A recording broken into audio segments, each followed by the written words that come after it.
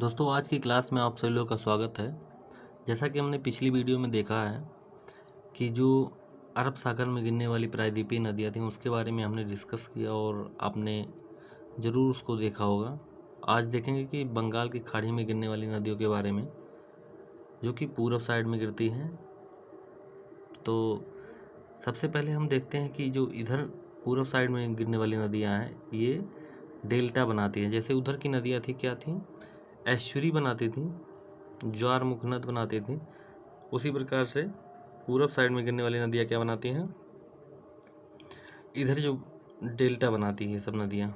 ठीक, अब डेल्टा क्या क्या होता है कि जो इधर से अवसाद आता है नदियों के द्वारा, पानी के द्वारा काट काट के इधर जब आती हैं तो ये नदियाँ क्या हो जाता है, अपना अवसाद पहले गिरा मतलब जमने लगता है। कई सारी नदियाँ का वितरकाएँ हो जाती हैं और मतलब कई सारी शाखाओं में बढ़ जाती हैं। तब यहाँ नदियों की गति बिल्कुल धीरे हो जाती है, कई सारी शाखाओं में बढ़ जाती हैं। यहाँ ऐसे डेल्टा का निर्माण करती हैं। ठीक, इसी को डेल्टा कहते हैं। तो चलिए एक एक नदी के बारे में हम लोग देखते हैं। जैसे महानदी की जो बात करते हैं, महानदी का अगर उद्गम स्थल देखा जाए तो यहाँ एक दंडकारण्य पठार पड़ता है छत्तीसगढ़ में। ये छत्तीसगढ़ से निकल के दोस्तों कहाँ आती है, आ जाती है बंगाल की खाड़ी की तरफ, और ये उड़ीसा होते हुए बंगाल की खाड़ी में अपना जल गिराती है। उसी तरीके से गोदावरी जो नदी है ये महाराष्ट्र के एक नासिक जगह है। नासिक के पास में क्या है, थोड़ा सा हम लिख लेते हैं, हाँ,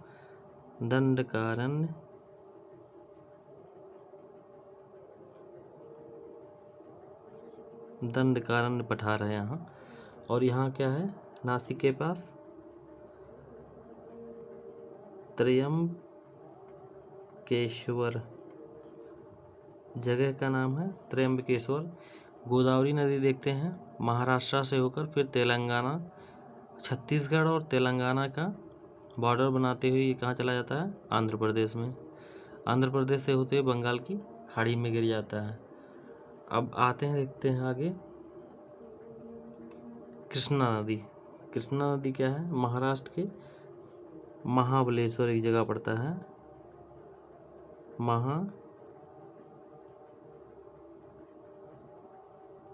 महाबलेश्वर से निकलती है। ये आता है कर्नाटक में। कर्नाटक के बाद फिर ये आंध्रा और तेलंगाना का बॉर्डर बनाते हुए ये बंगाल की खाड़ी में अपना जल गिराता है। इसकी सहायक नदी एक दोस्तों तुंगभद्रा। कृष्णा की सहायक नदी क्या है, तुंगभद्रा। आगे दोस्त देखते हैं कावेरी है।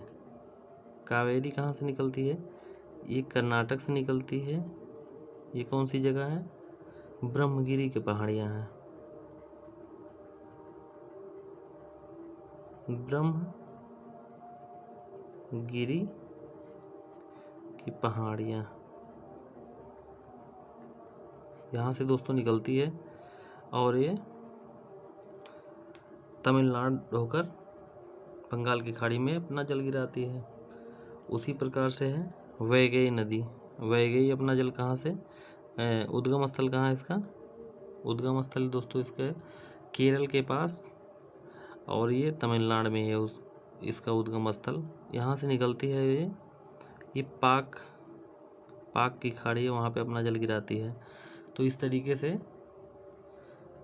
आपने राज्यों को देखा और उद्गम स्थल देखा। तो चलिए हम इसके कुछ फैक्ट्स के बारे में देख लेते हैं, जिससे कि आपको बाद में पढ़ने में आसानी होगी। अगर महानदी के बारे में देखा जाए, महानदी आपने उद्गम स्थल इसकी देख लिया है। उद्गम स्थल कहाँ, दंडकारण्य पठार, ये कहाँ है, छत्तीसगढ़ में पड़ता है। तो महानदी के बारे में और भी फैक्ट्स हैं दोस्तों। महानदी को उड़ीसा का क्या कहा जाता है, शोक कहा जाता है। क्योंकि ये काफ़ी तबाही मचाते थे। महानदी बेसिन छत्तीसगढ़ बेसिन पीली मृदा से संपन्न क्षेत्र है। जो इसका बेसिन है क्या है? पीली मृदा। पीली मृदा से संपन्न क्षेत्र है। धान की खेती बहुत छत्तीसगढ़ बेसिन में धान की खेती बहुत अच्छी होती है, इसलिए क्या कहा जाता है? धान का कटोरा, या छत्तीसगढ़ को क्या कहा जाता है? छत्तीसगढ़ को धान या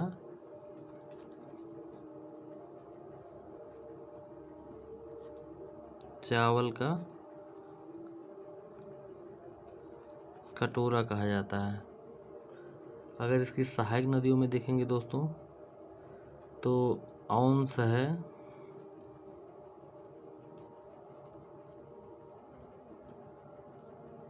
सहायक नदियों में क्या है?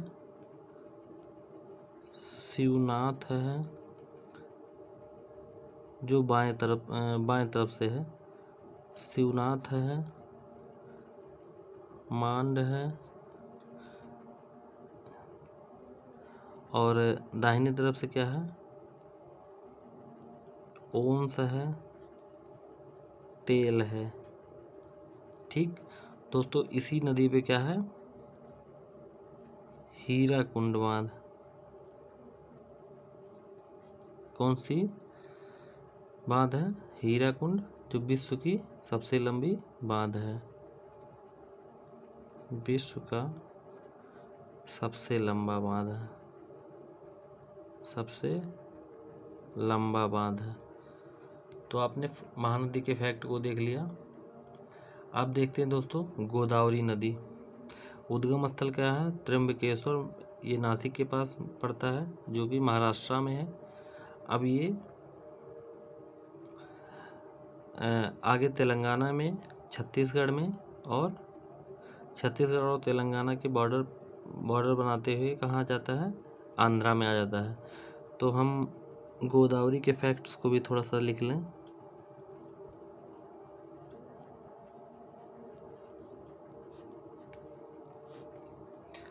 इसको गोदावरी को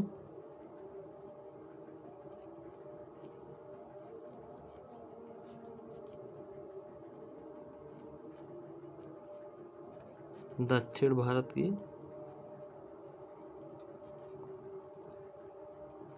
गंगा या बूढ़ी गंगा कहा जाता है। ठीक, गंगा या बूढ़ी गंगा कहा जाता है। दोस्तों ये लंबाई की बात करें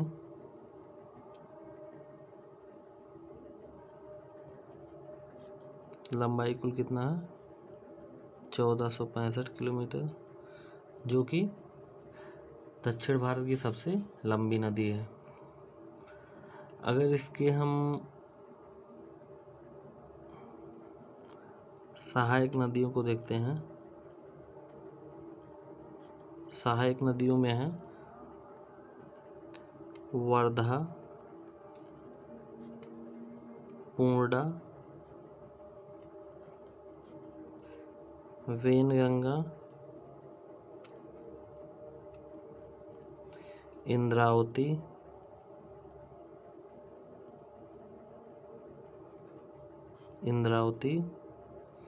इंद्रावती नदी पे ही दोस्तों क्या है? चित्रकूट जलप्रपात, चित्रकूट जलप्रपात।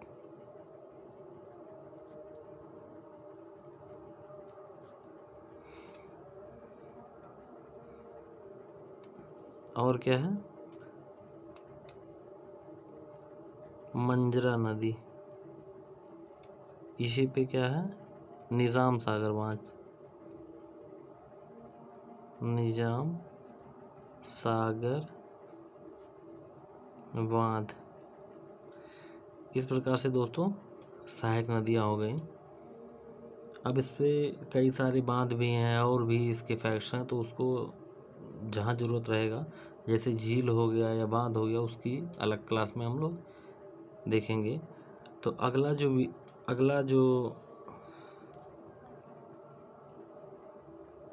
अगला क्या है? अगला नदी आपका पड़ता है कृष्णा। नदी क्या है? कृष्णा। उद्गम स्थल कहाँ है दोस्तों? महाबलेश्वर। ठीक, उद्गम स्थल कहाँ पड़ता है? महाबलेश्वर, महाराष्ट्र में।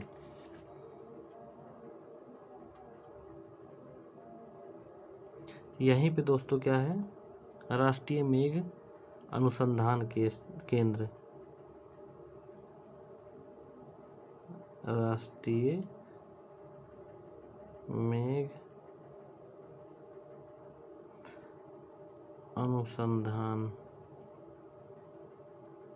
अनुसंधान महाबलेश्वरम में है। ठीक, अब इसकी सहायक नदियों को देख लेते हैं। इसकी जो प्रमुख सहायक नदी है तुंगभद्रा नदी है,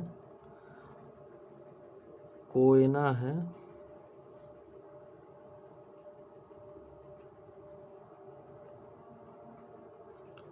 है, भीमा है, मल है, प्रभा है, घट प्रभा है, मूसी है, जो कि अगर मूसी नदी को देखते हैं तो इसी के किनारे क्या है?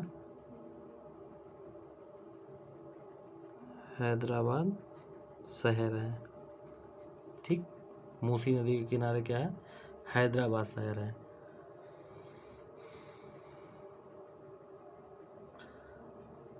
और यहाँ पे क्या पड़ता है? तेलंगाना में नागार्जुन सागर बांध।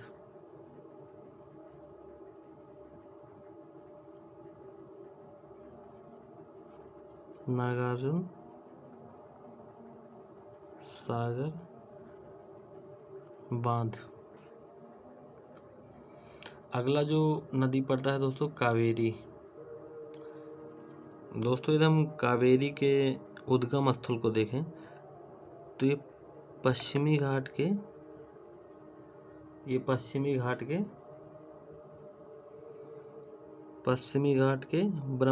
ब्रह्मगिरी पहाड़ियाँ पड़ती हैं, यहाँ से निकलती है।